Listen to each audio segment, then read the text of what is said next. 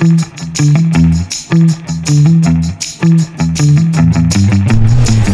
Everyone, मेरा नाम है प्रवीण सुकर्मा। आप देख रहे हैं लिंक्ड बायोलॉजी और आज के सेशन हम लोग बात करेंगे माइटोकॉन्ड्रिया के बारे में।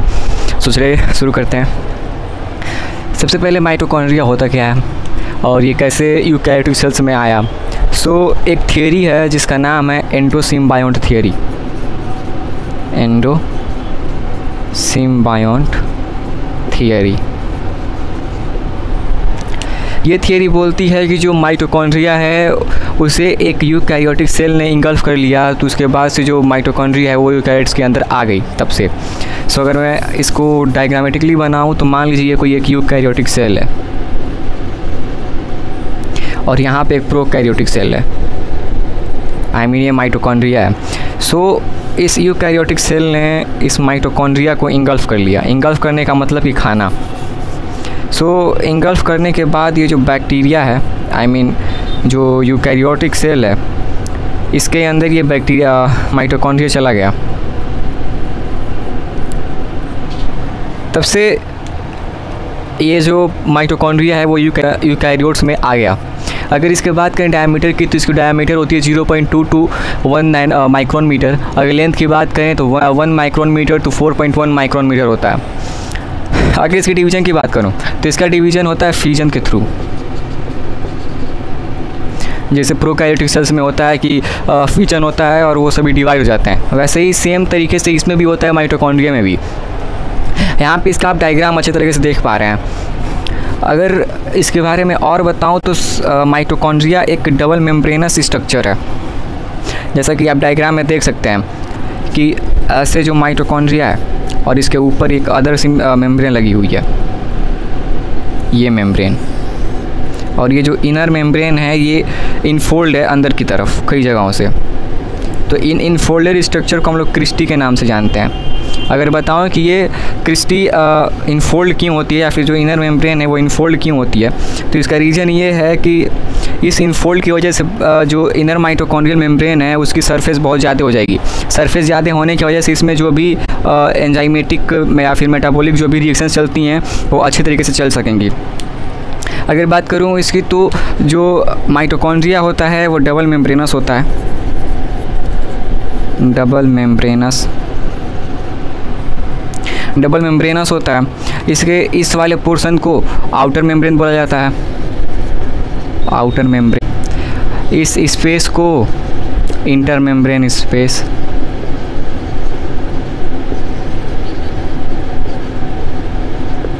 और इस अंदर वाली लेयर को इनर माइटोकॉन्ड्रियल मेम्ब्रेन।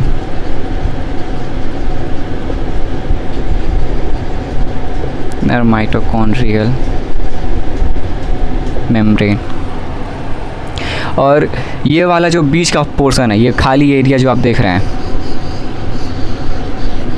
इसको हम लोग मैट्रिक्स के नाम से जानते हैं। मैट्रिक्स। माइटोकॉन्ड्रिया एक सेमी ऑटोनोमस बॉडी है। सेमी ऑटोनोमस बॉडी कहने का मतलब कि इसके पास इसका खुद का डीएनए है। अभी इस डीएनए से ये कई सारे एंजाइम को प्रोड्यूस करेगा और वो जो एंजाइम होंगे इसके अंदर जो भी चलने वाली मेटाबॉलिक प्रोसेसेस हैं, जैसे क्रेब साइकिल हुआ, ईटीएस हुआ, उसमें ये सभी एंजाइम आएंगी और हेल्प करेंगी उसको। माइटोकॉन्ड्रिया सेल्स में रेस्पिरेशन का वर्क करता है। रेस्पिरेशन के करने की वजह से ये एटीपी बनाता है। एटीपी, और ये एटीपी बनता कैसे है, तो ये जो एटीपी है इस एटीपी का फॉर्मेशन होता है एक मेटाबॉलिक प्रोसेस के थ्रू जिसका नाम है ईटीसी या फिर ईटीएस। अगर इसका फुल फॉर्म लिखूं तो इसका फुल फॉर्म होता है इलेक्ट्रॉन ट्रांसपोर्ट चेन या फिर सिस्टम। तो ये हुआ ईटीएस का नाम और ये या फिर ईटीसी का नाम। इस ईटीसी और ईटीएस के थ्रू ये जो माइटोकॉन्ड्रिया है वो कई सारे एनर्जी रिच मॉलिक्यूल्स को ऑक्सीडाइज करते हैं। ऑक्सीडाइज करने के बाद एटीपी का फॉर्मेशन करते हैं। एटीपी के फॉर्मेशन की बात करूं तो ये जो एटीपी का फॉर्मेशन है वो H+ इलेक्ट्रॉन्स की वजह से या फिर जो प्रोटॉन्स होते हैं उनकी वजह से फॉर्म होता है। और इसके अगर पीएच की बात करूं कि साइटोसोलिक पीएच और ये जो इंटरमेम्ब्रेन पीएच है, इन दोनों का पीएच सेम होगा या फिर डिफरेंट होगा। सो आउटर मेम्ब्रेन साइटोसॉल और ये जो इंटर मेम्ब्रेन स्पेस है, इन दोनों का पीएच सेम होता है। अब इन दोनों के पीएच सेम होने का रीज़न यही है कि इन माइटोकॉन्ड्रियल मेम्ब्रेन पे यहाँ पर एक पोरिन प्रोटीन्स लगी होती हैं कई सारी।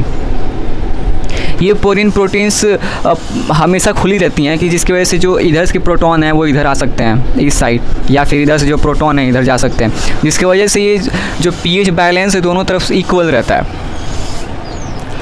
जो माइटोकॉन्ड्रिया है ये हर एक मेम्ब्रेन में इसकी जो नंबर है वो या तो अधिक हो सकती है या फिर कम हो सकती है।